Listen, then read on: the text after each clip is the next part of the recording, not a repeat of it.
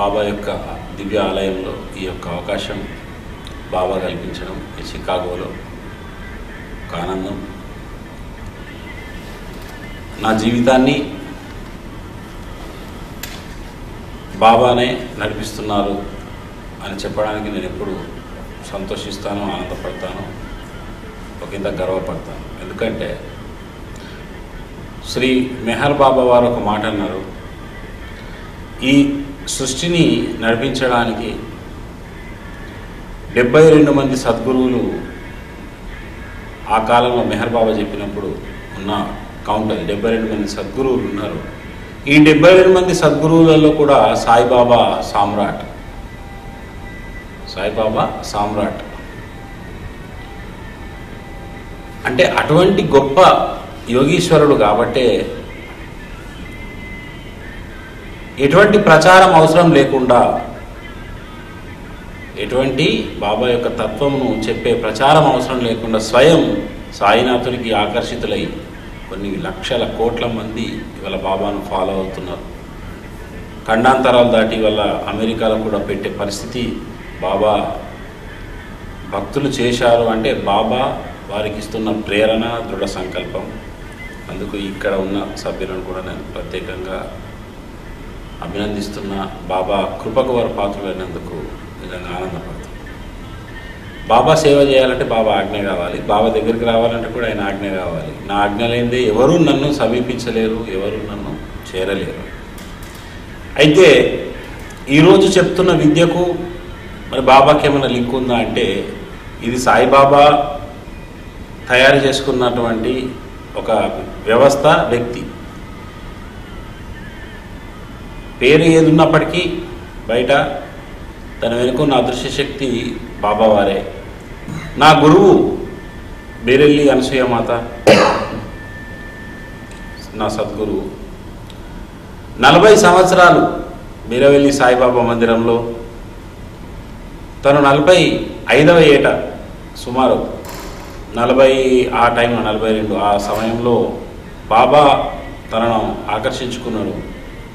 ఎటువంటి శరణాగతి చేసింది బాబాకు అంటే ఇందాక మీరు చెప్తున్నట్టు ఒక హాల్లో ఉండి ఒక ఆలయ వ్యవస్థ రూపొందింది అని. ఒక చిన్న పూరి గుడిసెలో ఒక ఫోటోకు 4 హారతులు ఇచ్చే వ్యవస్థ. అప్పుడు ఆకర్షించుకున్నాడు. ఆ ఊళ్ళో విద్యుత్ లేదు, కరెంట్ లేదు, వసతులు లేవు. అటువంటి స్థాయి నుంచి ఒక గొప్ప ఆలయం అక్కడ కూడా నిర్మించబడ్డది అమ్మాయి యొక్క ఆధ్వర్యంలో. సమస్త ఫ్యామిలీని సన్యాసం చేసింది అమ్మ. బాబా అన్నారట, ఇక నువ్వు నన్ను వదిలి వెళ్ళకమ్మా అని.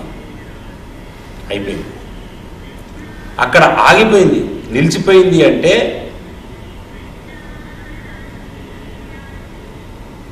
ఇంకా చివరి శ్వాస వరకు, అంటే 2020 వరకు. సో పాండమిక్ టైం 21 లక్షల 20 అంటే సుమారు ఒక 2021 వరకు ఉన్నారు. అంటే అది ఎటువంటి శరణాగతి. బాబా అన్నారు శ్రద్ధ సబూరి అని. ఎన్నో కష్టాలు వచ్చి ఉన్నాయి,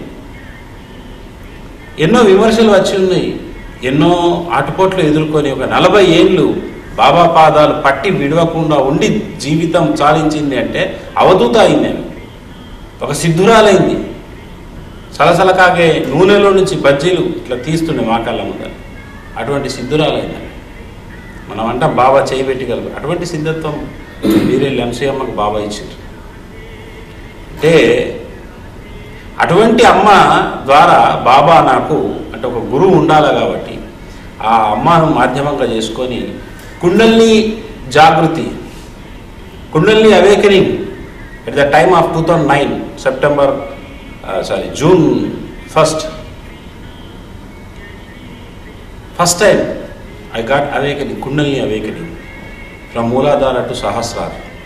Mooladhara నుంచి సహస్రారం వరకు ఫస్ట్ టైం కుండలిని అవేకనింగ్ నాకు నా గురువు అయిన వీరెల్లి అనసూయమ్మ ద్వారా అయింది. ఆమె యొక్క కృప వలన awakening. After that, after 3 months, September 14-15 of 2009, Kundalini from Mooladhara to Sahasrara. When Kundalini goes to merge with the Sahasrara, the sadhak get infinite mode. It's called self-realization. Atma Sakshatkara స్థితి మీకు అందుకే బాబా యొక్క అధ్యాయంలో 18-19 అధ్యాయంలో ఉంటుంది సచ్చరిత్రలో. ఆత్మ సాక్షాత్కారానికి ధ్యానం అవసరం. ఆత్మ సాక్షాత్కారానికి ధ్యానం అవసరం. నా నిరాకార స్వరూపమే మీరు ధ్యానించాలి. నాకు నామ రూప గుణ बाबा ने बोला मेरे को एक रूप नहीं है, मैं अनंत हूँ. नामम లేదు, रूपम లేదు, नाम नहीं, रूप नहीं, मैं अनंत हूँ. उस अनंत को आप ध्यान करना.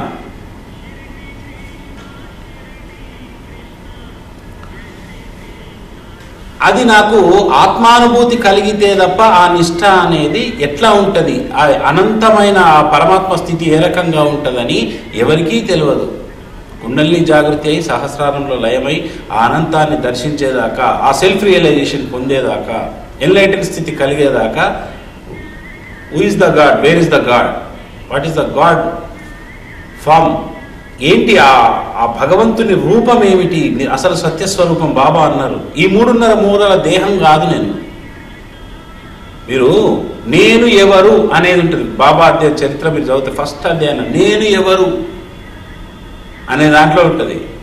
నేను ఈ రూపం 3.5 మూరల దేహం కాదు, నేను అంతటా వ్యాపించిన సగుణ నిర్గుణ నిరాకార పరబ్రహ్మమును, ఆ నన్ను మీరు ధ్యానించాలి. मैं बोले तो मैं साकार नहीं हूँ, मैं अनंत निराकार हूँ, मैं हर प्राणी कोटि में है, हर कण में है, कण कण में है.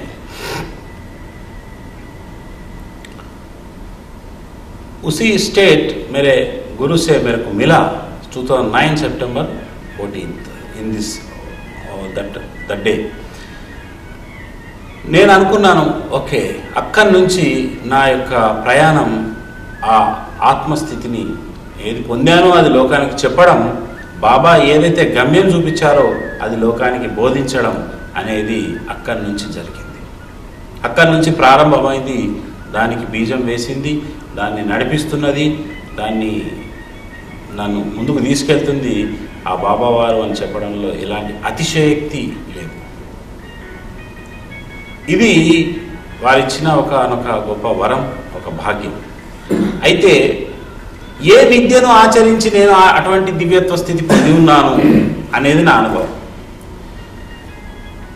मैं कौन सी रास्ता पर जाकर मैं उसी स्थिति पर पहुंचा.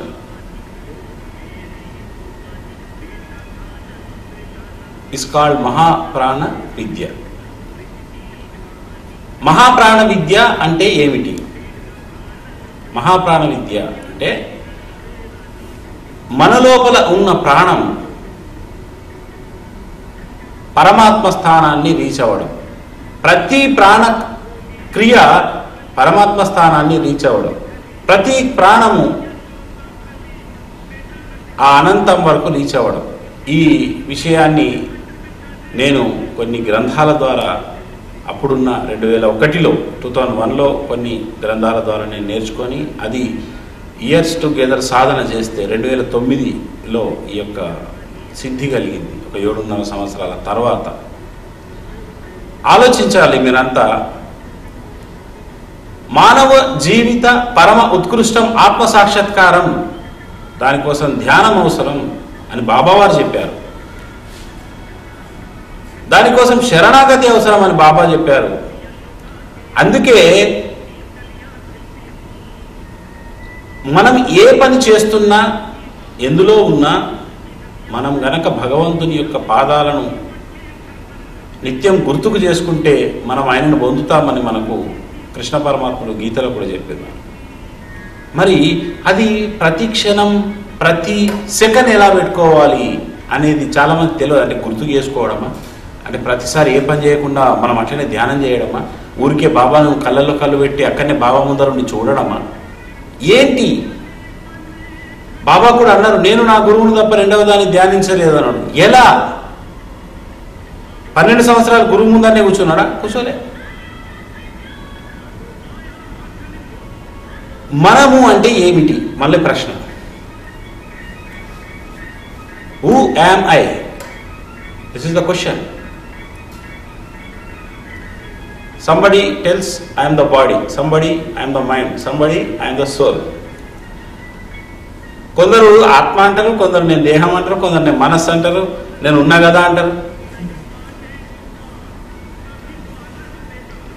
మనము కనుక ప్రాణం వదిలితే మరి దేహం ఇక్కడనే ఉంది కదా. अगर हमारा प्राण ये देह से निकाल कर जाए तो ये देह भी या शरीर इधर ही रहते ना, तो क्यों हमारा वो रिलेटिव्स क्या होता? तो అతను వెళ్ళిపోయాడు, ఇతను పలానా సుబ్బారావు పలానా అప్పారావు వెళ్ళిపోయాడు. అరే దేహం ఉంది కదా, ఎటు వెళ్ళిపోయాడు? ఉంది కదా అంటే లేడు. అతను ఈ దేహాన్ని వదిలిపోయాడు. అంటే పోయాడు అంటే ఇంకెటో ట్రావెలింగ్ అవుతున్నాడు, ఇంకెక్కడికో వెళ్తున్నాడు. ఆయన ఎక్కడికి వెళ్తున్నాడు? ఎక్కడికి వెళ్ళిపోయాడు? మరి వెళ్ళిపోక ముందు మనం అతన్ని చూస్తున్నామా, దేహాన్ని చూస్తున్నామా? ఇది ప్రశ్న. ఉన్నన్ని రోజులు దేహాన్ని చూస్తున్నాము, లేకపోతే నామాన్ని చూస్తున్నాము, నామరూపాల్ని తిడుతున్నాము లేదా పొగుడుతున్నాము. నామరూపాలనే పొగుడుతున్నాము, నామరూపాలనే తిడుతున్నాము. వెళ్ళిపోగానే నామం ఇక్కడే ఉంది, రూపం ఇక్కడే ఉంది, కానీ ఎవరు కూడా శవాన్ని, చచ్చిన శవాన్ని ఎంత శత్రువు అయినా తిట్టాడు. ఎందుకు తిడతలేడు? ఇది అతను కాదు. మరి ఉన్నప్పుడు ఎందుకు దాని మీద దృష్టి? ఇంకేదో ఒక అద్భుతం ఉన్నది లోపల. ఆ అద్భుతం ఏమిటి? ఏది వెళ్ళిపోయింది? వెళ్ళిపోక ముందే ఇందులో దాని మీద దృష్టి పెట్టాలి.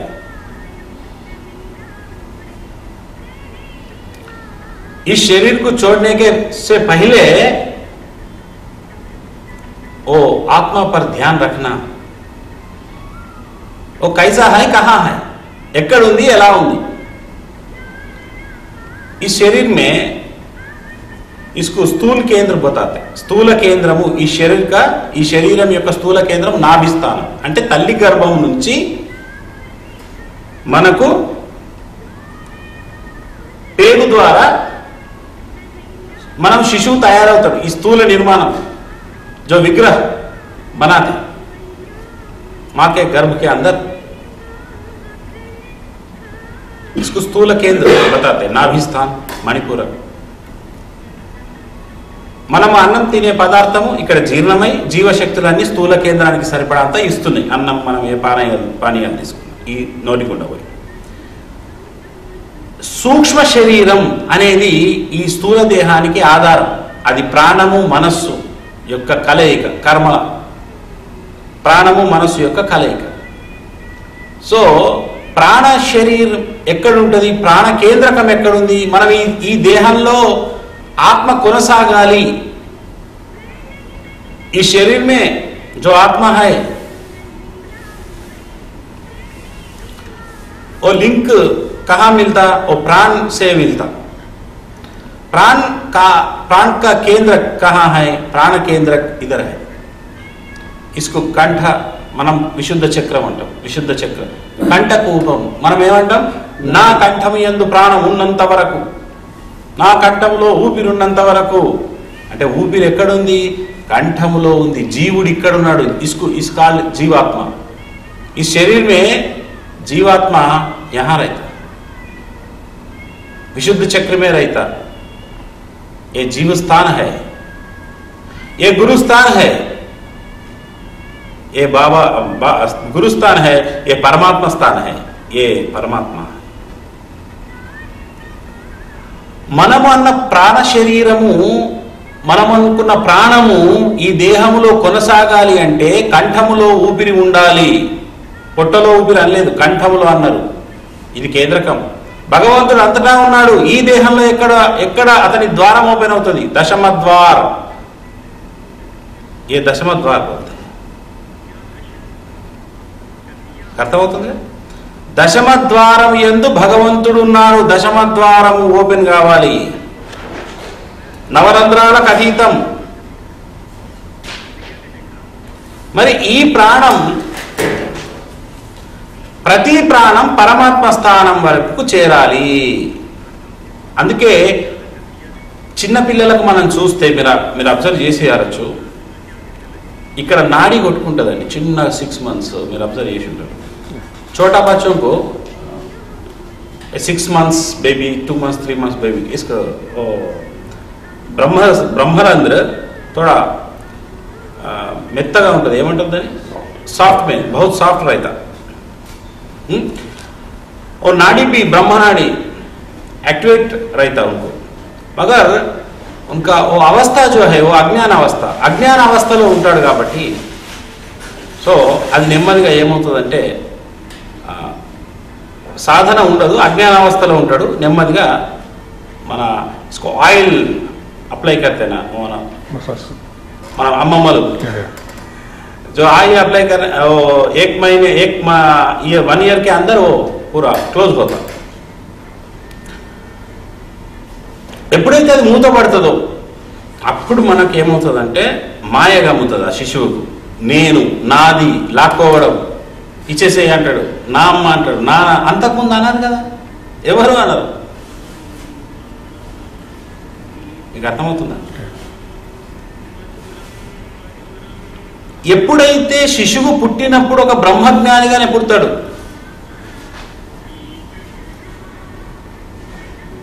అతను తొలి కేక అంటే అది ఎగ్జైల్. కేవు పిల్లడు పుట్టగానే కేవు అనగానే ఆ ఇక్కడ ఉన్న ప్రాణం ఇక్కడ కిందికి జారి కూర్చుంటుంది. ఫస్ట్ కేకలు. అతను పుట్టగానే బ్రహ్మస్థానంలో ప్రాణం నిశ్చలంగా ఉంటుంది, అది యోగం. గిల్లంగానే అది కేవు అని అనేసరికి అది కిందికి జారి ఇక్కడ ఆ ప్రాణం స్థిరం అవుతుంది. జీవుడు ఇక్కడ వచ్చి కూర్చుంటాడు. यहाँ प्राण न रही तो जीवात्मा बोलते, अगर ये प्राण ब्रह्म स्थान पर जाकर वहां स्थिर हुआ तो उनको परमात्मा कहते. ये चेंज है, एक ही आत्मा है. अगर यहाँ रहे तो जीवात्मा, यहाँ रहे तो परमात्मा. ये प्राण के ऊपर रहता, प्राण गमन के डिपेंड्स रहता. हर आदमी एवरेज पर डे 21,600 శ్వాస लेते. దట్ మీన్స్ 15 శ్వాస ఒక నిమిషానికి, 15 శ్వాసలు 1 minute కి తీసుకుంటాడు. अगर ये विद्या में थोड़ा प्रैक्टिस अच्छा हुआ तो, प्रैक्टिस थरोली करे तो, మనం కనుక ప్రాక్టీస్ బాగా చేస్తే నిమిషానికి ఒక శ్వాస, ఒక్క నిమిషానికి ఒకటే శ్వాస తీసుకొని కెపాసిటీ వస్తుంది. అంటే ఒక్కసారి శ్వాస తీసుకొని బ్రహ్మస్థానంలో నిలపగలిగితే మళ్ళీ అది కిందికి దిగడానికి 1-2 minutes పడుతుంది. ఏమైపోయింది? మీకు ఆయుర్దాయం పెరుగుతుంది, శ్వాసల పొదుపు పెరిగితే ఆరోగ్యం కలుగుతుంది. అనారోగ్యం ఉంది, వివిధ రకాల రోగాలు ఉన్నాయి, హార్ట్ ప్రాబ్లం ఉంది, లంగ్స్ ప్రాబ్లం ఉంది, థైరాయిడ్ ప్రాబ్లం ఉంది, ఇవన్నీ ఫిర్యాదులు ఉన్నాయి. ఇవన్నీ దేనికి కలుగుతున్నాయి? ప్రాణ్ అచ్చా నహీ హై, ప్రాణం బాగోలేదండి చెప్తున్నాం ప్రతి ఒక్కరు. శరీరం బాగలేదు అంటలేరు ఎవరు, ప్రాణం బాగలేదండి. ఏ ప్రాణం బాగలేదు? గుండెలో ఉన్న ప్రాణం బాగలేదు అంటే అక్కడ ప్రాణ తేజస్సు తగ్గింది. లివర్లో పలానా ప్రాబ్లం వచ్చింది, అక్కడ ప్రాణ తేజస్సు తగ్గింది. अगर लिवर अच्छा नहीं है तो उनका प्राण शक्ति अच्छा नहीं है, वहां सप्लाई। किडनी अच्छा नहीं, किडनी फेल हो गया, प्राण शक्ति का सप्लाई किडनी को नहीं है। हर प्रॉब्लम ये प्राण सरफरा अच्छा नहीं है। अगर आपका प्राण साधना करे तो 72,000 नाड़ियों में, वो विद्युन्मय नाड़ी बोलते हैं, सूक्ष्म नाड़ी, 72,000 विद्युन्मय नाड़ियों में प्राण शक्ति, प्राण तेजस प्रवाहం అవుతే అప్పుడు పరిపూర్ణ ఆరోగ్యం మానవుడికి వస్తుంది. మీ శ్వాస మీరు గమనించుకోండి. మీరు ఎప్పుడైనా సంపాదన కంటే ఖర్చు ఎక్కువ ఉన్నది అనుకోండి, మనిషి బికార్ అవుతాడు. अगर इनकम से ज्यादा वो खर्चा रहे तो मतलब भिखारी बनते. सो ये प्राण भी कैसा है, ये 1 इंच का श्वास ले रहे, 4 इंच का श्वास एक्सेल, हर आदमी जस्ट ऐसा रहता. जाने वाला श्वास अधिक है, लेने वाला श्वास 1 इंच है. ऐसा नहीं. इस श्वास में 32 इंच अंदर जाते, सिर्फ 4 to 6 इंच बाहर आता. इतना प्यूरिफाई होता प्राण शरीर.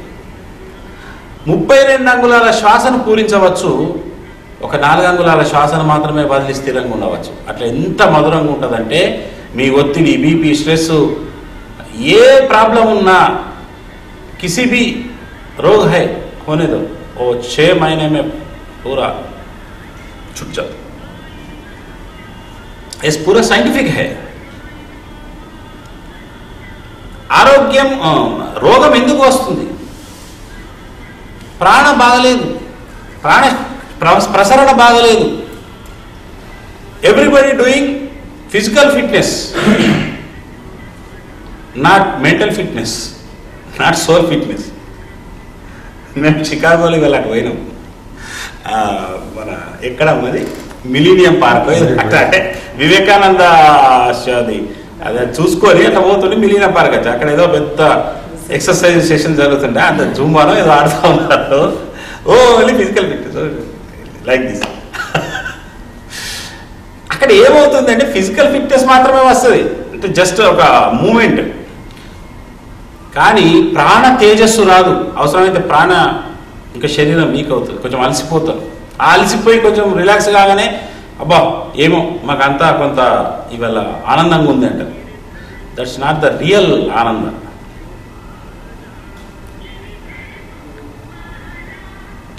నేను బ్రహ్మానంద స్థితి, ఆ పరమానంద స్థితి గురించి మాట్లాడుతున్నా. బాబా వారు ఏదైతే చెప్పి ఉన్నారో సచ్చరిత్రలో, ఆ పరమానంద స్థితిని ప్రతి ఒక్కరు అందుకోవాలి. దాన్ని బ్రహ్మ సాక్షాత్కారం.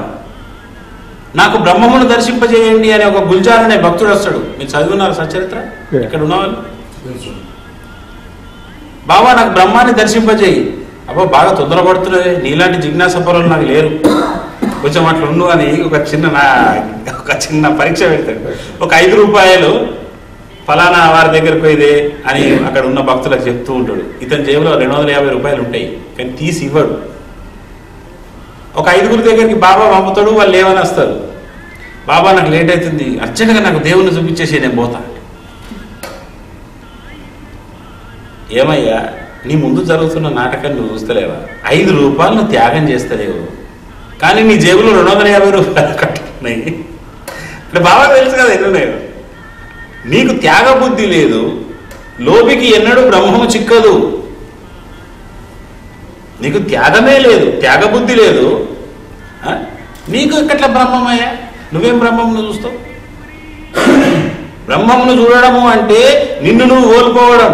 నువ్వు నీ కనీసం జేబులో ఉన్న 250 కోల్పోతలేదు, ఇక నీకు దేవుడు కావాలి, మళ్ళీ అర్జెంటు, మళ్ళీ టైం లేదు. అంటే ఆలోచించండి. ఆ అనంత పరమాత్ముని పొందడము అంటే నిన్ను నీవు కోల్పోతే మిగిలేది అదే. నిన్ను నువ్వు కోల్పోవాలి. ఎట్లా కోల్పోవాలి? ఇక రెండవ థాట్ లేకుండా కోల్పోవాలి. ఏకమేవ, ఒక్కటే ఉండాలి. అందుకే బాబా అది కాకపోతే బాబా పాదాలే నీ మనసును అనురక్తి చేయగా చేయగా చేయగా చేయగా చేయగా చేయగా ఒకనాడు నీ చిత్తవృత్తులు శాంతించి బాబాతో ఐక్యమై చివరికి ఆ నిరాకారంతో ఐక్యమవుతావు. అట్లయినా నకశిక పర్యంత నా రూపాన్ని ధ్యానించండి అని బాబా మళ్ళీ ఇంకొక అంటే ఒక మెట్టు దిగి చెప్పడం జరిగింది. అంటే ఆ పరమాత్మ పరబ్రహ్మ సాక్షాత్కారం పొందాలి అంటే చిన్న చిన్న ఈ డ్యాన్సింగ్ ఎక్సర్సైజ్లతోని ఏదో ప్రాణాయామాలతోని దొరకడు. పరిపూర్ణ శరణాగతితో మన శ్వాస ప్రతి శ్వాసను మనము మన గమ్యస్థానం వైపు తీసుకెళ్తూ ఆ శ్వాసలో కూడా సాయి నామాన్ని పెట్టుకున్నప్పుడు నీవు ఇటు సాకార నిరాకార రెండు భక్తిని మనం ఏం చేస్తామంటే సమన్వయపరుస్తూ ఇటు సాకార నామము నిరాకార సాధన ఈ రెండు ఇచ్చేదే ఈ మహాప్రాణ విద్య.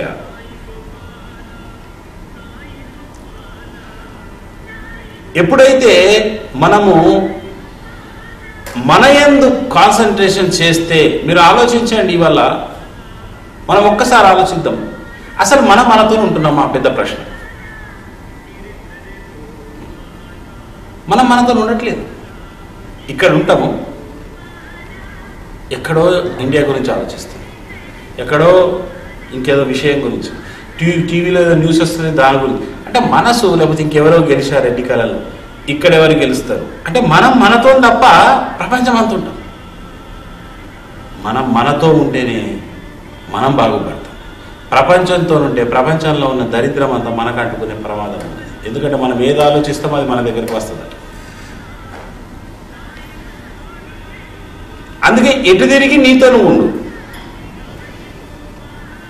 ఎటు చూసి నీతో నువ్వు ఉండు, ఎప్పుడు నీతో నువ్వు. అప్పుడు దీన్ని ఏమంటారు? సెల్ఫిష్ అన్నారు. సెల్ఫ్ అవేకనింగ్ అంటారు. సెల్ఫిష్ ఉండదు, సెల్ఫిష్ నైరైనా సెల్ఫ్ అవేకనింగ్.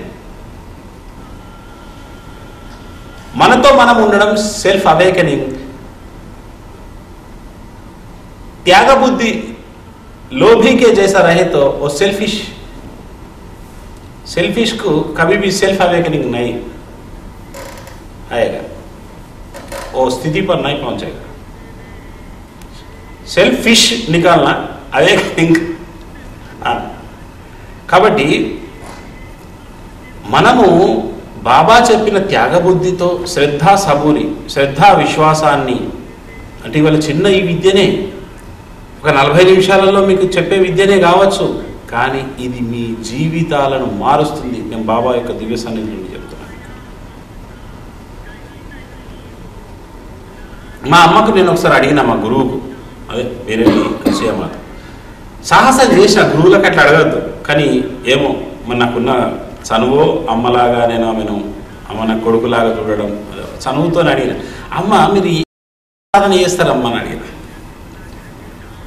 मेरे गुरु को मैंने पूछा, माँ आपने कौन सी साधना करते हमेशा? ఆమె అన్నది, అమ్మ నా శ్వాసలో సాయి ఉంటాడు, ఎప్పుడు శ్వాసలో సాయి నడుస్తాను నాన్న, నేను పడుకున్నదే లేచినదే ఉన్నదే. ఆ శ్వాస కూడా ఏ రకంగా తీసుకుంటుంది? మన మహాప్రాణ విద్య ఏదైతే చెప్తున్నానో అట్లాగే శ్వాసిస్తుంది అమ్మ. हर श्वास में साई का नाम रहता, बोल के बोला. श्वास के अंदर इनहेलेशन में सा, एक्सेल में ई, सा ई सा ई सा ई हमेशा चलता. नींद में चलता, काम में चलता, जर्नी में चलता, पैदा में चलता, हमेशा.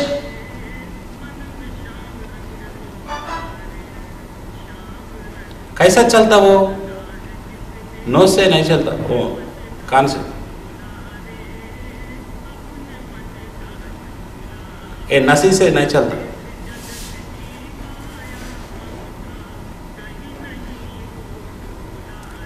यही है ए ब्रीथिंग टेक्निक ऑफ महाप्राण विद्या। ये कैसा है मैं अभी आपको सिखाता हूँ। हर आदमी नशे से प्राण लेते, श्वास लेते, इसको कॉल ऑक्सीजन। ये प्राणवायु बताते, ప్రాణవాయువు అంటాం। వాయువుని ఏం తీసుకుంటుంది మన లోపల? ప్రాణం ఉంటే వాయువుని తీసుకుంటున్నాం। అందుకే మీకు ఆక్సిజన్ సిలిండర్స్ పెట్టిన మనిషి బతకడు, ప్రాణం వీక్ ఉంటే, అంతే కదా। ఆక్సిజన్ సిలిండర్ పెట్టినా వాడు బతకడు, ఎందుకంటే ప్రాణం వీక్ है। प्राण वीक रहे तो ऑक्सीजन सिलेंडर लगा दे तभी।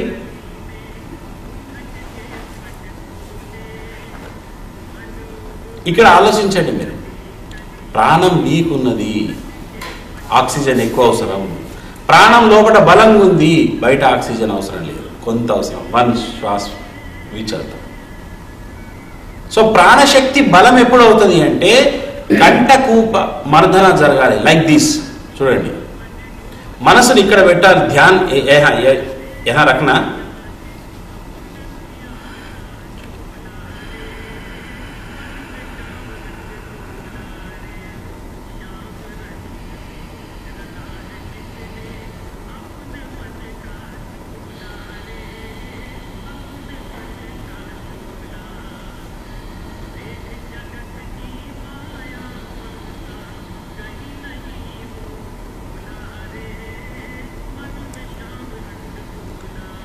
నేను ఇప్పుడు ఎక్కడి నుంచి తీసుకున్నామా చెప్పు? కంఠం నుంచి తీసుకున్నాను।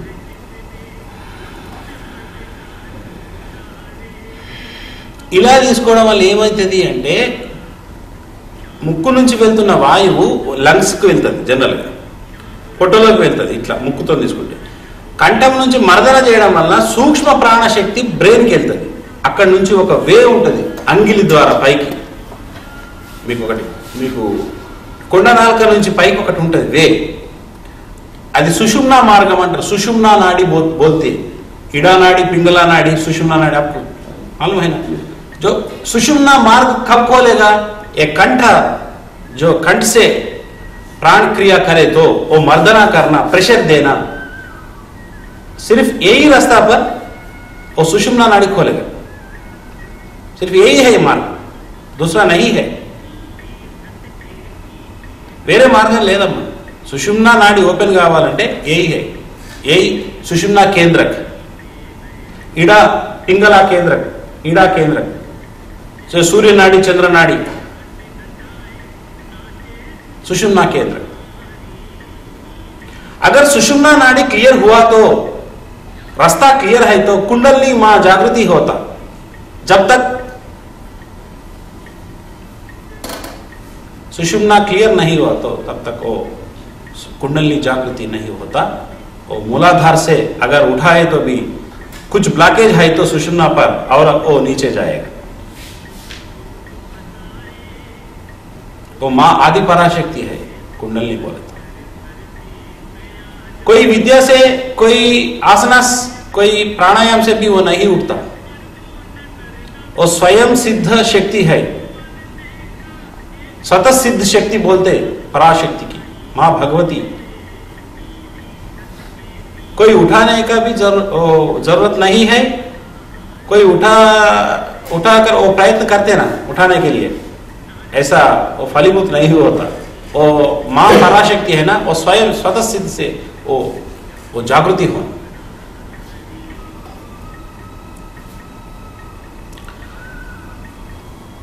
मन लोपल आ जगदंबा या देवी सर्वभूतेषु निद्रा रूपेण संस्थिता, देवी भागवत में है। या देवी सर्वभूतेषु शक्ति रूपेण संस्थिता, दो बोले, निद्रा रूपेण संस्थिता, शक्ति रूपेण संस्थिता। नमस्ते से नमस्ते से नमस्ते से नमो नमः। कैसा है? नींद रूप से है, निद्रा रूपంలో ఉంది, శక్తి రూపంలో ఉంది।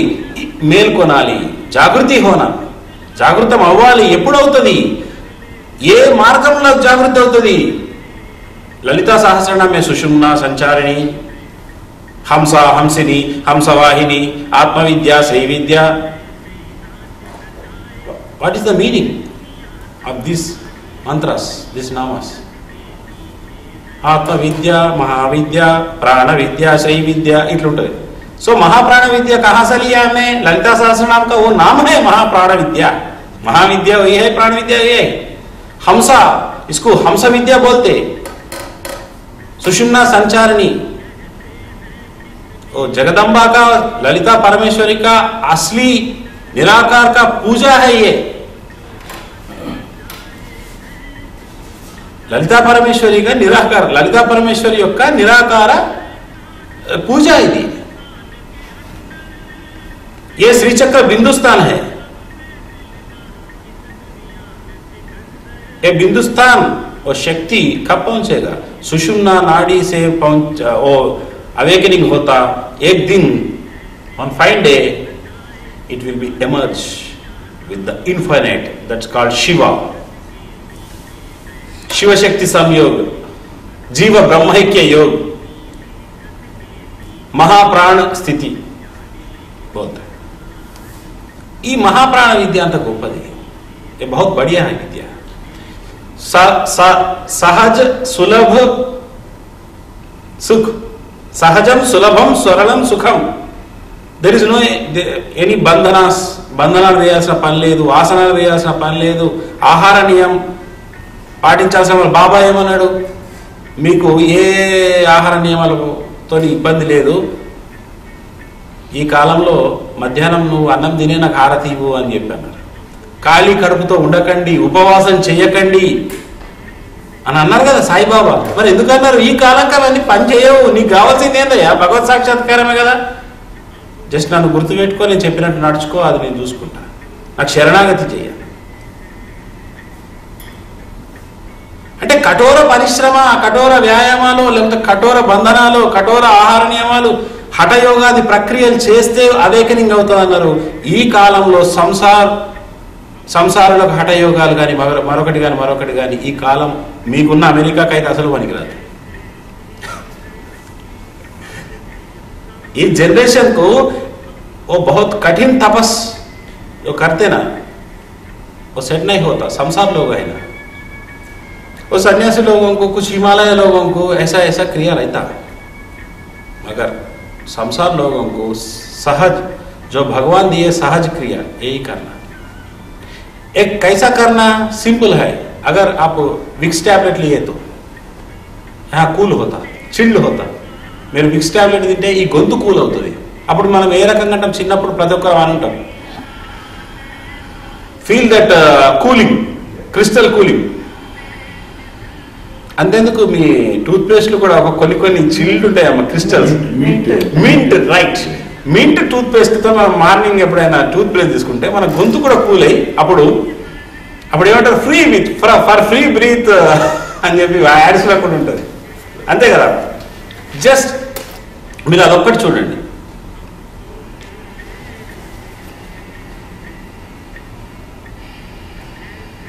ఆ మింట్తో ఉన్నప్పుడు ఏ రకంగానైతే మనం ఫీల్ అవుతామో, ఎవ్రీ బ్రీత్ని కనుక మీరు అలా ఫీల్ అవుతే మీ యొక్క శ్వాస కంట్రోల్ అవుతుంది. స్పీడ్ బ్రీతింగ్ కంట్రోలింగ్ అయ్యి slow and study, it's became slow and study. అప్పుడు మీరు చాలా ప్రశాంతంగా ఉంటారు. మన శ్వాసను బట్టి మన మనసు పనిచేస్తుంది. మైండ్ దేని మీద డిపెండ్ అయింది? మన శ్వాస మీద డిపెండ్ అయింది. మన శ్వాస ఇండిజాలర్ ఉంటే బీపీ రేజ్ అవుతుంది. అగర్ శ్వాస अच्छा नहीं है तो बीपी इंक्रीज होता है. बता ऐसा करते हैं ना, जो क्रोध स्थिति आएगा. अगर श्वास एक स्थान पर जाए तो शांत चित्त रहता. 1 per minute 1 इस विद्या में विद इन 20 days में हर मिनट को 1 श्वास का वो कंट्रोल आएगा. बहुत सुख रूप से, बलवंत निरोध नहीं रहते इसमें. ये देखो अभी मैं करता same. Listen my sound, breath sound.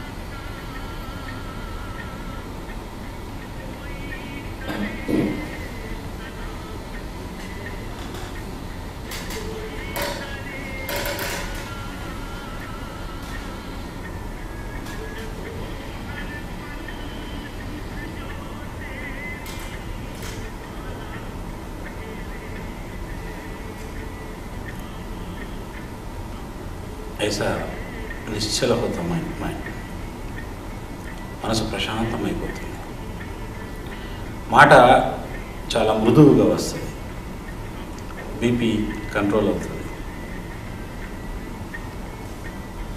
మన శ్వాసను బట్టి మన ఆ ప్రాణ నిలువలు ఇక్కడ అధికంగా స్టోరేజ్ అవుతాయి. మన యొక్క हमारा प्राण शक्ति जो है वो अधिक रूप से यहाँ स्टोरेज होता.